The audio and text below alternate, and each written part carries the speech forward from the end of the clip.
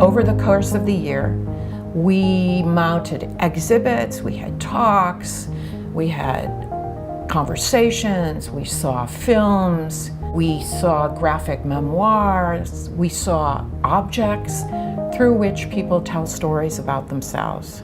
Knowing from my experience that my mom worked for a while at an onion packaging plant where she would come home every day and smell of onions and go back and do it again every day to support me and my sisters, and that then brings in the personal reason as to why I do this project. So this for sure, I can't even walk away. I don't want to risk not having it, so I'm taking this for sure.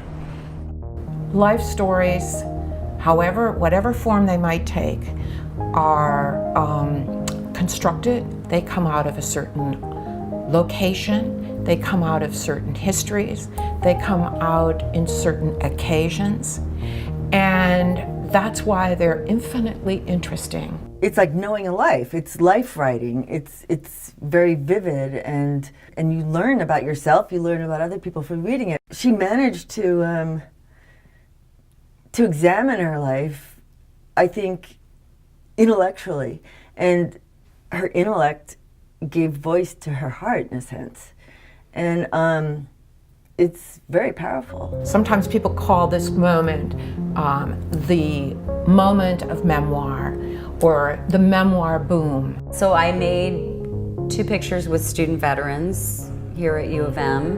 The interesting thing is they're students, but they're still soldiers in a lot of ways too. Look, if any of the things that I'm saying sound shocking to you, I have to tell you that it was such a terrifying piece to write that every word is footnoted in the book.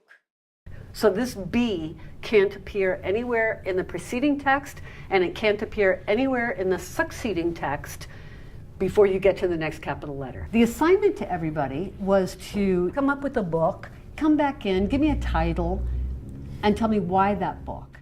They held me down. They held me down, trying to get the best of me. Face down to the ground like they was arresting me. I think I'm really just, part of it is that exploration of character in some way that alludes to certain gestures, and yeah, just sometimes a lot of it is really just happening in improvisation. A lot of that fast movement is to just accentuate the slower movements or the stillness. I think those moments are much more important to me. But I think there's something, quality that comes across with that speed, but I think a story that comes through with the stillness. What hackers and painters have in common is that they're both makers, right? So there's this idea that because you're making something with code, with this language, you're also somehow arty. We are in this moment of the pervasive selfie. Everybody's taking selfies. What does a selfie mean at this historical moment? What does it tell us about ourselves? What are its social uses? So even the form that seems to be the most ephemeral and pervasive and therefore the least important culturally, you can ask a whole set of questions about it that opens up all kinds of larger issues that are really important to engage with. If I was going to take these chances, or if I was going to make this work, like I had to be able to talk about it too. Like I felt like it was a disservice to the work or to myself just to make it, and then if it was up, not be able to discuss it, or not to be able to discuss the feelings that I was having while making it. This is the world that I was trying to escape when I fell in love with reading about girls. Stubborn, smart, underdog girls who fought against the world that constantly devalued them and their place in it. Girls who triumph. I consider teaching part of my practice, and I really enjoy it. And the same way I like to watch what 19-year-olds do on Instagram, I like to be always teaching so that I'm always seeing what kids and teenagers are doing, because they do amazing things.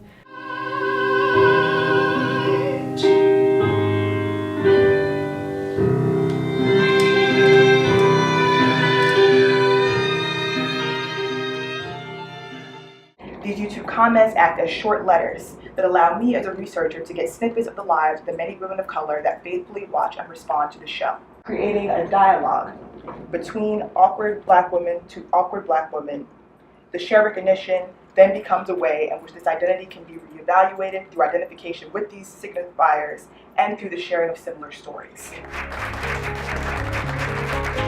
It can take all these forms through all these different media. And so this year was an occasion for us to engage with people using these different forms, or people who have thought about all these different forms, the social uses to which life writing is put. Why is it that we tell our stories? To whom? To what effect?